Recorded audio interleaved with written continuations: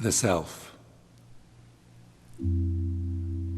The replica of a First World War soldier on a pedestal set just inside a small park at the corner of a downtown intersection.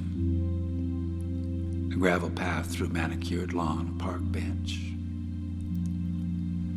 The statue is stained with a cool green emerald light which slants through trees, and for a moment the whole world is drowned in a strange wavering brightness that one can imagine is like that special brightness of sunlight through water after one has already given up the attempt to save oneself. A momentary quadriplegic suffering giving way to a voiceless pleasure. We are all disappointed in life. Pictures present themselves to the mind, one after the other, underexposed or excessively detailed, illustrating nothing so much as the absolute gravitation of flesh towards death, a flesh rendered incapable of a single gesture, refined to a single pulse, a polished mental picture of the self alone, or the self as stranger, the self in suspense, the self suspended, the self in a fixed arrangement, the self on ice, or as hard as stone. The self presents a picture of the world to the self. It's a do-it-yourself job. The self is talking to the self about things like God, self to other, the self discovering the problems of despair and the salvation of belief. The self is talking to the self about things like grief.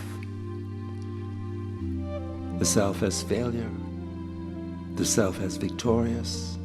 The actual self and the self-ideal, they compose a distance both absolute and religious. We're all the same. We're all different. The compassionate self is talking to the self-indifferent, the self as observer and observed. The self anonymous or eternal, the self extinct is dreaming of the self to be continued. The self is always in rehearsal.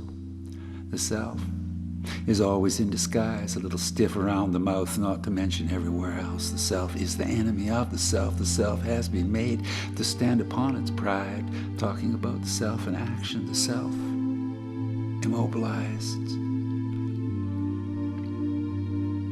The self is nothing but the self looking at itself, the self talking to itself about death and rebirth, the self looking forward to future compensation for hell on earth. The death of the self, even in imagination, creates a certain sort of distance, a kind of romantic exclusion which nonetheless tends to preclude innocence.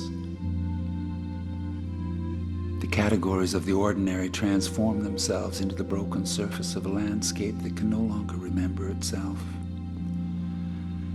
A landscape stripped of syntax, decomposed, abstract and unsynchronized. A landscape from which the liquid brightness of the world has been drained off into a disordered sequence, a blind parade of every cheap embarrassment, every awkward situation, everything and anything that's lost or accidental, that's failed or been rejected, a crushed toy, an army in retreat, a child's face withered on the stem of a crowded summer street. The self-informed, the self at a loss. The self is made of iron and moss.